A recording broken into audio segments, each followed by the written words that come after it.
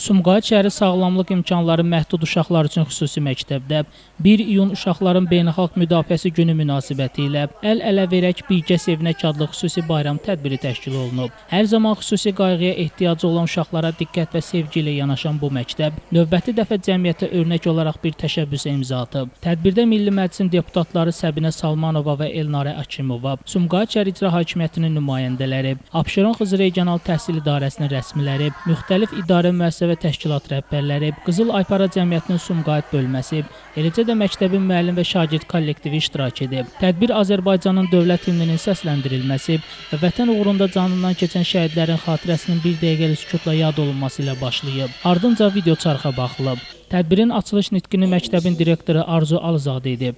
O bildirib ki, sağlamlıq imkanları məhdud uşaqlara təhsil verməklə yanaşı, onların sosial həyata inteqrasiyası üçün də ardıcıl tədbirlər həyata keçirilir. Bu məktəb təkcə tədris müəssisəsi deyil, həm də ümid yeridir. Burada uşaqlar yalnız oxumağı deyil, həm də özlərinə inanmağı öyrənir. Bizim üçün onların üzündəki təbəssüm hər şeyə dəyər deyə Arzu Alızadə qeyd edib. Abşeron Xızı Regional Təhsil İdarəsinin Sumqayıt sektorunun müdiri İman Ağayev qeyd edib ki, məktəbin təşkil etdiyi hər bir tədbir peşəkarlıq və sevgi ilə hazırlanır. Sağlamlıq imkanları məhdud uşaqlarla bu qədər həssas və səmimi şəkildə işləmək təqdirə layiqdir. Sumqayıt şəhər İcra Hakimiyyətinin nümayəndəsi Mehriban Nəcəfova, Qızıl Aypara Cəmiyyətinin Sumqayıt bölməsinin rəhbəri Mətanət Məhərrəmova, Poeziya evinin direktoru İbrahim İlyaslı keçirilən bu tədbirin əhəmiyyətindən danışıblar. Millət vəkili Səbinə Salmanova bu gün burada olmağın onun üçün böyük qürur olduğunu qeyd edib. Bu məktəb bir örnəkdir. Sağlamlıq imkanları məhdud uşaqlar üçün yaradılan bu isti mühit onların gələcəyə inamla addımlamasına şərait yaradır.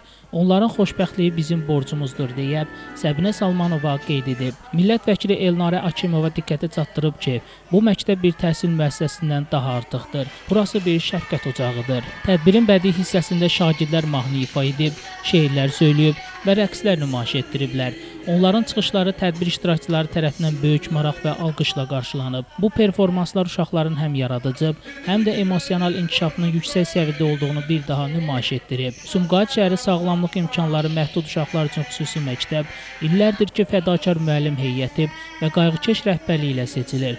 Müntəzəm olaraq həyata keçirilən sosial layihələr, bayram tədbirləri və tədris nailiyyətləri bu məktəbi fərqləndirir. Məqsəd hər bir uşağın potensialını üzə çıxarmaq və onları cəmiyyətin dəyərli üzvünə çevirməkdir. Bu məktəb əslində bir həyat məktəbidir. Şəfqətin, əzmkarlığın və insan sevgisinin məktəbi. Sonda Qızıl Aypara Cəmiyyətinin Sumqayıt bölməsi və millət vəkili Səbinə Salmanovanın birgə təşəbbüsü və millət vəkili Elnarə Akimovanın şəxsi təşəbbüsü ilə şagirdlərə hədiyyələr təqdim olunub. Bu hədiyyələr uşaqların bayram sevincini daha da artırıb.